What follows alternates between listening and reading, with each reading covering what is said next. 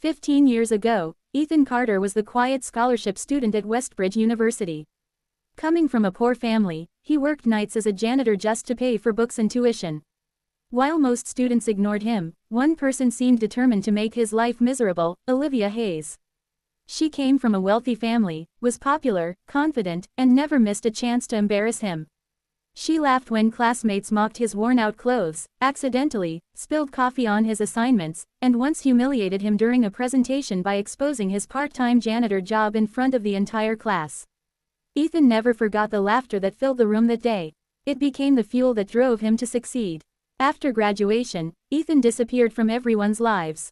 He poured every ounce of energy into building a software company. Years of sacrifice and sleepless nights eventually paid off.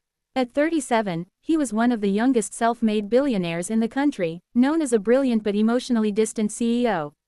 One morning, while reviewing applications for an executive assistant position, one resume made him stop. The name at the top read, Olivia Hayes. He stared at it for several minutes. The woman who had once made his college years unbearable was now applying for a job at his company. A slow smile crossed his face. Bring her in for an interview. When Olivia walked into the office, Ethan recognized her immediately. She looked older, quieter, and far less confident than the girl he remembered. Her expensive designer clothes had been replaced with a simple business suit, and there was a sadness in her eyes. She looked at him in shock.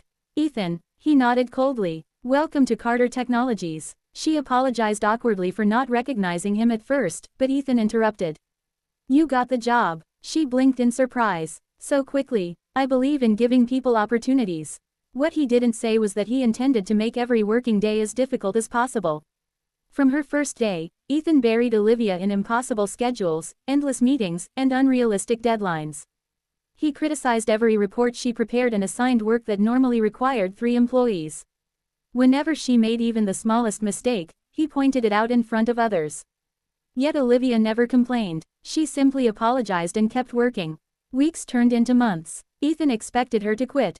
She never did. One evening, long after everyone else had gone home, Ethan walked past the office and noticed Olivia asleep at her desk.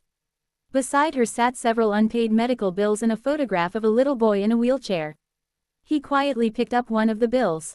The child needed expensive spinal surgery. The amount due explained everything.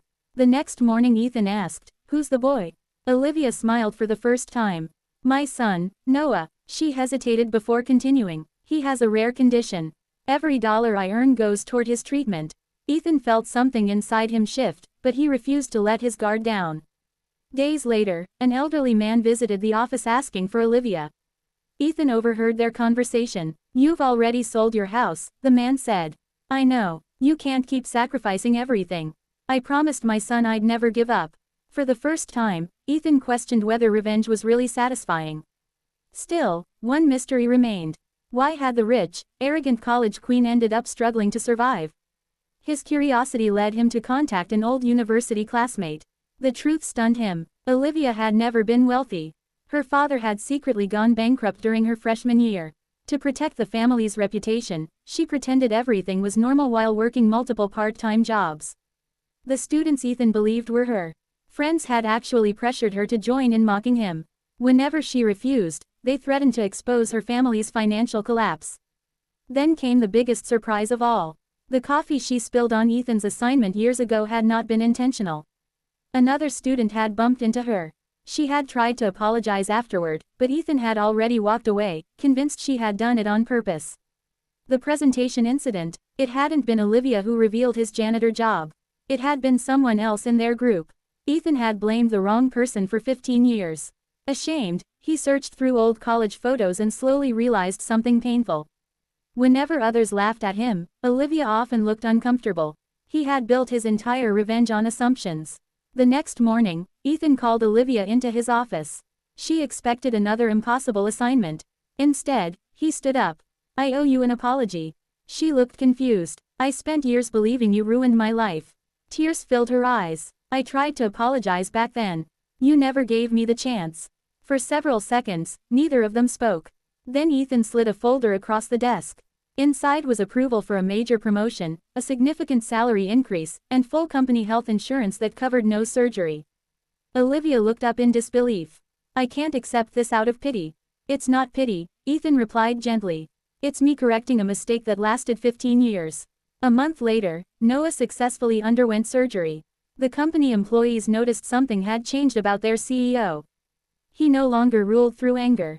He began mentoring young interns from disadvantaged backgrounds and created a scholarship fund for students working their way through college. At the annual company gala, Ethan stood before hundreds of employees. I once believed success meant proving my enemies wrong, he said. But I learned that forgiveness changes lives far more than revenge ever can. The room erupted in applause. Olivia smiled from the front row as Noah, now walking with the help of a cane, proudly stood beside her. Ethan realized that the greatest victory wasn't making someone suffer. It was letting go of the pain that had controlled him for years. Sometimes, the person we think is our enemy is carrying burdens we never bothered to see. And sometimes, one act of forgiveness can heal wounds that revenge never could. That's a lesson Ethan would carry with him for the rest of his life.